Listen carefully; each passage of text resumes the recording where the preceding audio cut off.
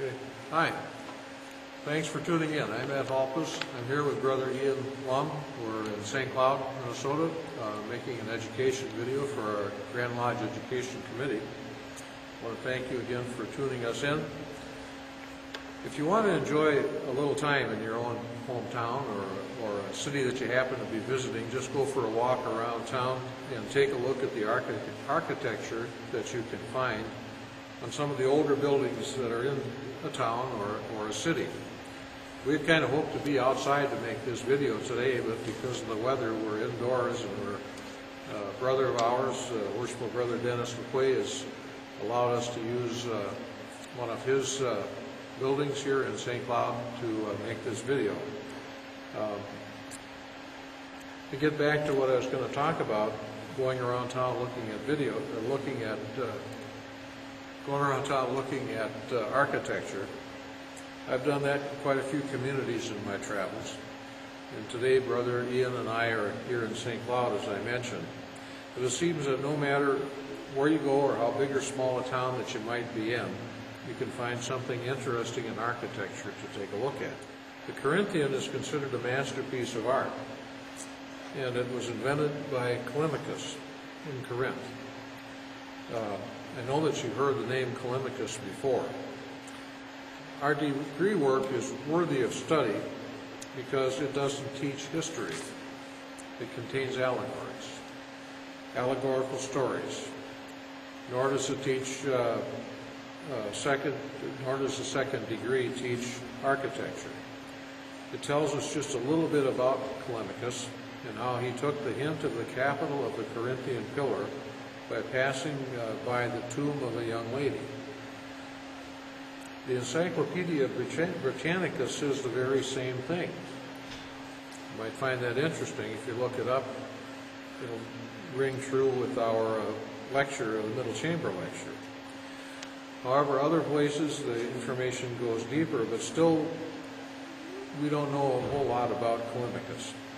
So researching him is interesting. Now, here are what some of the sources I have used say about the Doric, Ionic, and Corinthian orders of architecture. A vigorous northern tribe of Greeks called Dorians apparently invented the Doric order. The first construction had sturdy columns of 5 to 7 diameters in height. Now, that's the diameter of the base. That's the diameter at the base of the shaft. But the column itself is erected without any base.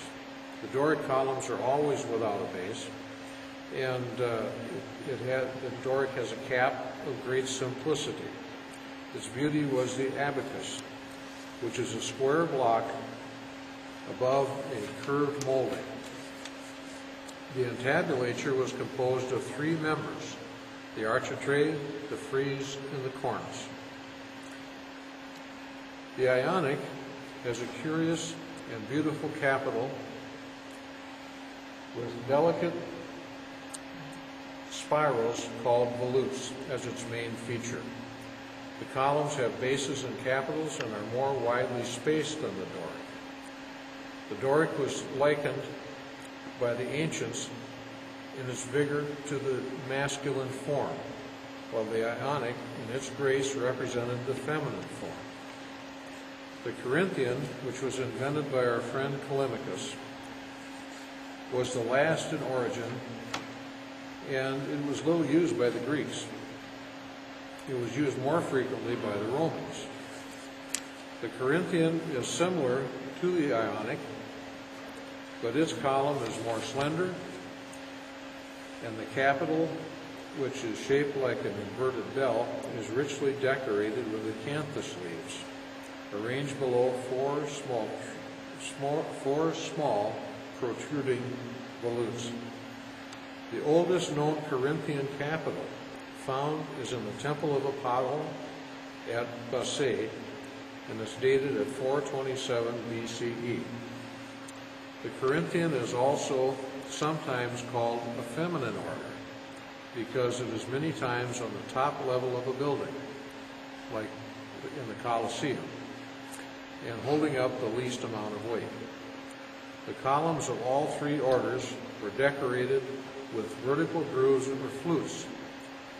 In buildings, one order was generally used exclusively, but there have been instances where different orders were combined in one building. There were generally two types of public buildings from 700 to 400 BCE, temples and theaters. Temples were composed of a rectangular form, and theaters were usually semicircular.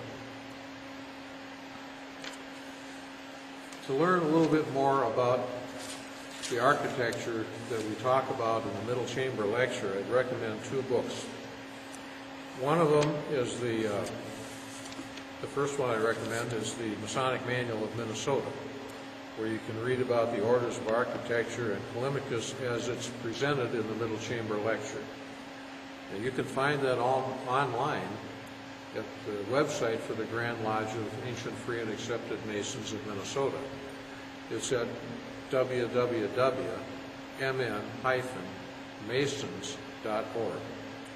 The second is a book that I picked up at Barnes & Noble some time ago, and it's called The Grammar of Architecture, and it's written by Emily Cole. In closing, I'd like to mention something that Callimachus wrote. Like I mentioned, there's information to be found on him, and he wrote this during his lifetime. And I'll try to read it correctly. It says here, 2 goddesses must now Cyprus adore. The muses are 10, the graces are 4. Stella's wit is so charming, so sweet her fair face. She shines a new Venus, a muse, and a grace. That was by Callimachus. Brother Ian and I want to thank you for watching. Stay healthy and enjoy looking at the architecture and the places you happen to visit. Thank you so much. So long.